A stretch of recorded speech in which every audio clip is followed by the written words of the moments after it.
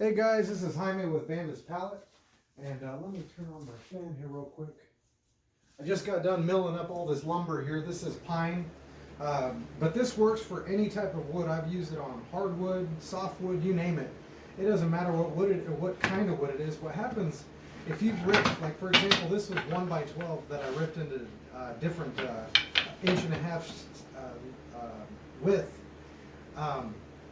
What happens with some of this lumber is I live in Kansas City, so the temperature in one day can go from freezing to extremely hot back to freezing, and you name it. In between, we have crazy weather here in the Midwest.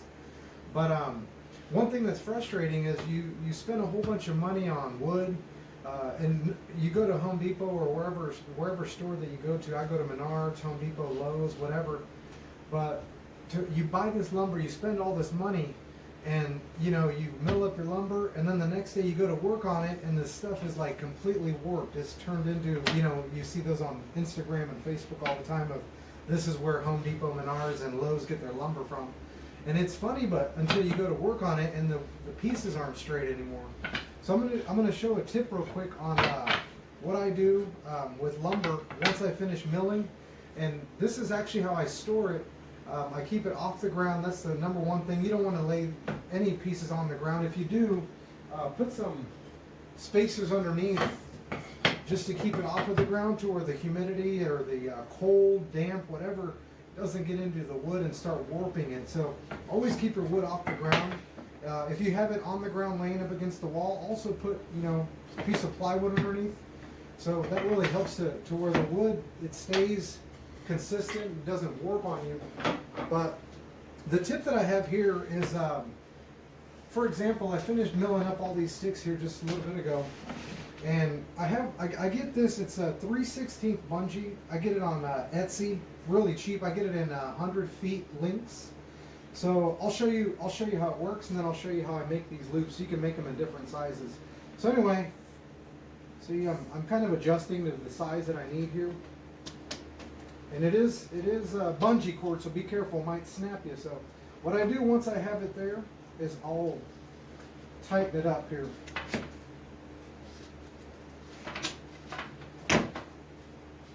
So it's nice and tight here, and if the boards want to move and warp around overnight, it's restricted to just that movement inside the space that I'm giving it here.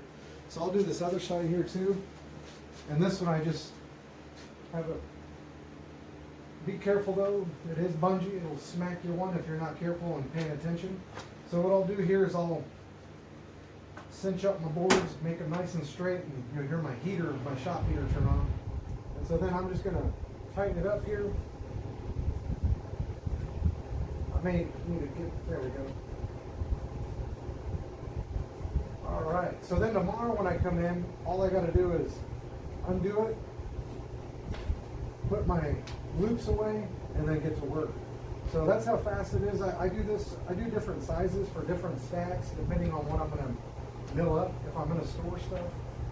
But usually when it's just sitting here, I'm not using it for an order. It's usually just sitting here like so until I go to do the project or what order I'm working on. But here's how I make it. This one is going to be, if it's like these right here are 4-foot strips, this right here is 30 inches. So if it's like, I'd say 30 inches or lower, I only use one strap just right here in the middle. You can do two, which I'll show you an example of how I stack those up. So I'm gonna first come up here so you can see this. Hopefully, I'm not a knot expert, but I've learned how to make a few knots that help me to do my job a little bit easier and keep this wood keep it from warping. So, and if you need to, slow down the video. I'm going to go as slow as I can here to just show you how I make these. So this loop right here, I use it just as more of if you want to store it on a screw, that kind of thing. So that's why I make that loop there. So what I'll do here is I'm going to kind of go the distance that I need here. So this guy, and you'll kind of see, I'm going to go slow motion here just so you can see here. So now loop twice, and then I'll go through here.